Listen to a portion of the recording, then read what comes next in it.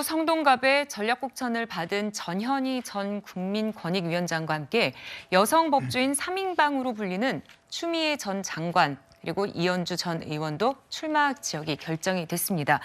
그런데 이 지역을 놓고요. 정혁진 변호사님, 험지냐 아니냐 의견이 갈리더라고요. 글쎄요, 뭐 여전사 3인방 그랬는데 전사라고 하면 싸움을 잘하는 장수 같은 사람 아니겠습니까? 그런데 그 공천받은 걸 갖다 보면은 조금 이상해요. 그래야 저는 처음에는 하남이 진짜 맞나 제 귀를 의심을 했는데, 왜냐하면 하남이라고 하는 지역구가 추미애라고 하는 이름값에 맞는 부합하는 그런 데인가? 훨씬 더 상징적이거나 훨씬 더 센 사람이 있는 그런 험지에 가야 되는 것이 아닌가, 저는 그런 생각을 했었는데요.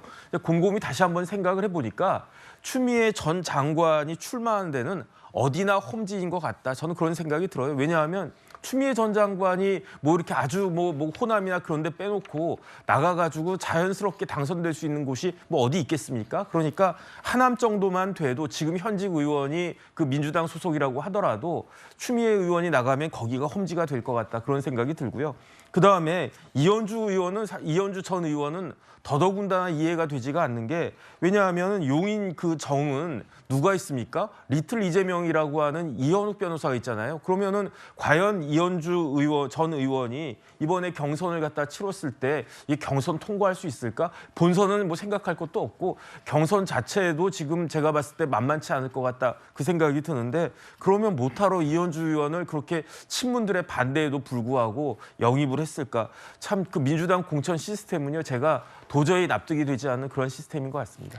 네, 최진봉 교수님, 민주당 공천 시스템에 대해서 납득이 되지 않는다는 말씀을 해주셨는데 어떻게 보십니까? 정혁진 변호사가 납득이 안 되는 거죠. 저는 납득이 잘 되고요. 그러니까 지금의 이런 말씀하신 것처럼 이현주 전 의원 같은 경우는 상당히 불리하게 느낄 거예요. 왜냐하면 이현욱 지금 변호사가 거기 있거든요. 그러니까 3인 경선을 하게 돼 있어요. 그러니까 추미애 전 장관이 아닌 단수 공천을 받으셨으니까 그렇지만 이현주 전 의원 입장에서는 사실 좀 받아들이기 어려울 수도 있을 거라고 저는 생각해요. 왜냐하면 친명 중에 친명이에요. 이현욱 변호사는. 근데 거기 가서 경선을 하라고 그러니까 이현주 전 의원 입장에서는 상당히 부담이 될 수 있을 텐데, 그럼에도 불구하고 본인이 받았거든요. 그래서 이제 경선을 치르게 되는 거니까 저는 이런 정신이 필요하다고 생각해요. 본인이 영입된 건 아니지만 복당을 해서 들어왔는데 그래도 뭔가 본인이 원하는 단수 공천을 안 된다 하더라도 경선까지 하겠다고 하는 자세를 갖는 게 저는 필요하다고 봅니다.